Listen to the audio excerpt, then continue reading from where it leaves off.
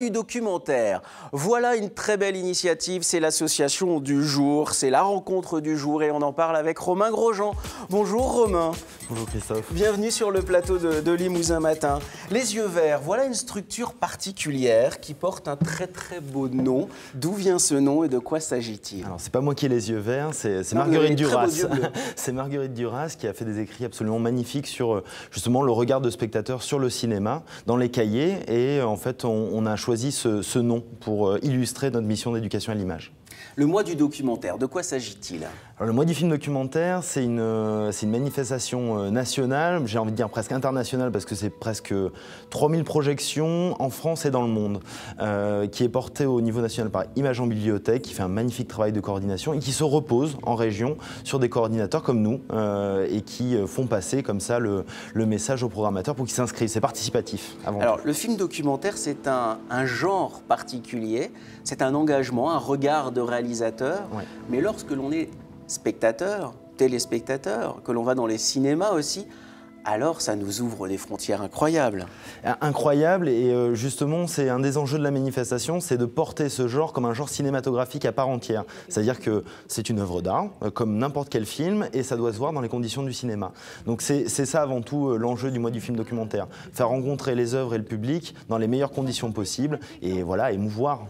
Émouvoir et puis créer du lien social. Alors évidemment, ça nous intéresse ici sur le plateau de Limousin Matin parce que vous permettez à des personnes qui n'auraient pas eu accès à ces films documentaires-là d'aller les voir. Et là, ça devient très intéressant.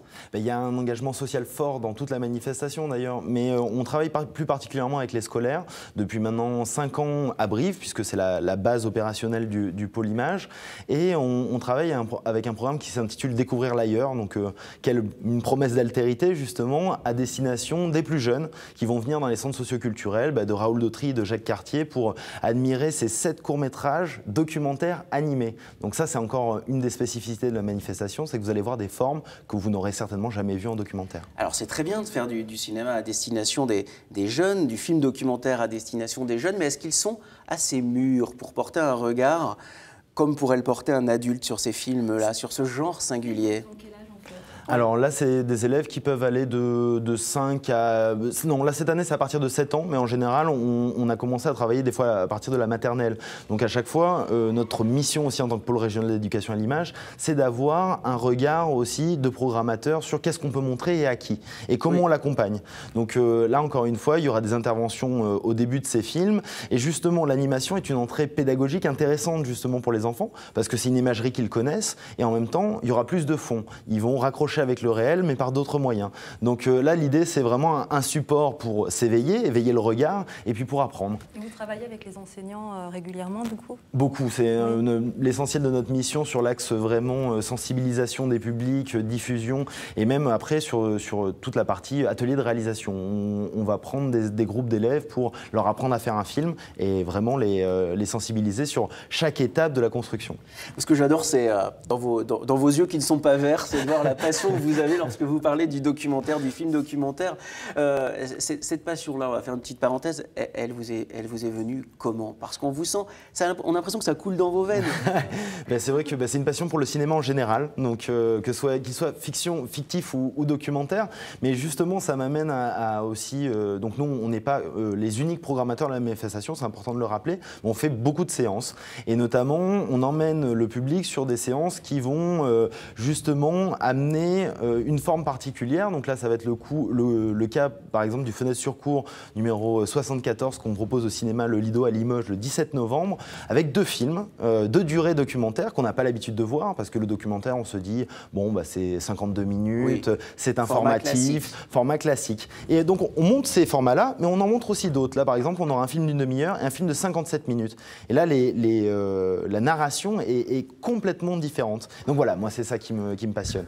En fait, vous êtes très fort parce que quand on vous pose une question sur vous, vous parlez quand même du mois documentaire. Alors, c'est ça qui est intéressant. Moi, ce qui me plaît beaucoup dans ce mois documentaire, c'est qu'évidemment, que vous habitiez la Creuse, la Corrèze ou la Haute-Vienne, vous allez pouvoir découvrir des films documentaires. mais pas simplement en ville. Et ça, Non. c'est intéressant parce que vous allez aussi à la campagne, dans le milieu rural. C'est ça, le lien social, il se fait partout, autant dans les quartiers que dans les milieux ruraux. Et les projections ont lieu dans des lieux justement très différents et parfois insolites, dans des librairies, dans des bibliothèques, dans des centres socioculturels, évidemment dans des cinémas, des fois, parfois dans des écoles. Ça va être le cas à Couzex, le 18 novembre, sur une programmation autour justement des thématiques d'éducation, de mixité sociale, avec une part belle justement sur un film qui a été tourné en région Limousin qui s'appelle Des caravanes dans la tête, un film d'atelier qui a été fait. Des caravanes dans la tête, c'est sur le monde gitan. C'est sur le monde zigane, manouche, hein. absolument. Magnifique.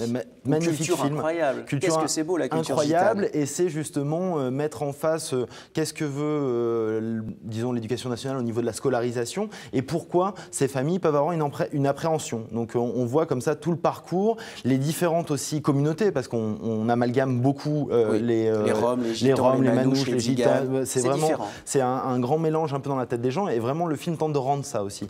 Alors dans la tête des gens, si vous nous regardez, vous vous dites « Très bien, le film documentaire c'est chouette, mais c'est souvent des gens d'ailleurs. » Mais que nenni! En Limousin, nous avons des réalisateurs, nous avons des structures, la vôtre, nous avons des techniciens qui travaillent sur le film documentaire, et le mois documentaire permet aussi justement de découvrir des films made in Limousin. Absolument. C'est aussi, il faut savoir qu'on est une terre extrêmement dynamique en termes d'accueil de tournage, et même on a une spécificité qui est qu'on a 2 sociétés de production, documentaires principalement d'ailleurs, Leitmotiv Production et Pyramide Production. Il y a une 3e qui arrive d'ailleurs, et bon, c'est un défi en soi-même hein, de ne pas être justement centralisé dans une grande ville ou à Paris. Et elle nous ravise de merveilleux documentaires depuis de nombreuses années, et ce sera encore une fois l'occasion de les redécouvrir. Donc on aura Le Voile de Jérôme Amimer, qui est un regard très singulier sur la mémoire des Chibani et sur sa propre mémoire de fils d'immigrés. On a eu Le Silence et la douleur, qui est déjà passé à Tulle, de Patrick Serrodi, qui revient sur évidemment les événements marquants de la Seconde Guerre mondiale. On aura L'Héritage retrouvé de Pierre Guetchel, qui est magnifique. Magnifique film. Alors, en plus, avec des rencontres avec Pierre Guetchel, hein, qui a fouillé dans sa mémoire, dans celle de sa famille. C'est un documentaire exceptionnel. Si vous voyez sur les affiches du mois documentaire celui-ci de Pierre Guetchel, il faut absolument aller le voir, et Pierre a la gentillesse d'aller à la rencontre des spectateurs. C'est aussi ça le mois du documentaire. Exactement. Donc hein. l'éducation à l'image, on en fait vraiment, que ce soit pour le tout public, et évidemment on profite des personnalités qu'on peut avoir, des gens aussi passionnants que Pierre, pour raconter parce qu'il déplie son histoire familiale, pour nous raconter une part de l'histoire collective, et ça on veut le faire partager justement son regard de réalisateur, soit à des lycéens qui sont en option cinéma audiovisuel à Brive et à Saint-Léonard-de-Noblat, et évidemment au tout public. Ils sont très fidèles, hein, les classes audiovisuelles de Saint-Léo et de Brive, ils viennent souvent nous voir sur nos plateaux à France 3. Avec un ambassadeur comme vous, le mois du documentaire n'a aucun souci à se faire. Qu'est-ce que je fais? Je vous laisse les clés de la maison, vous fermez à midi, il y a le journal, et puis après vous faites le ménage, vous passez la serpillière, nous on va y aller. Oui, Romain, merci beaucoup d'être venu sur le plateau de Limousin Matin. Le mois de documentaire, c'est partout en Limousin, sur les 3 départements. À très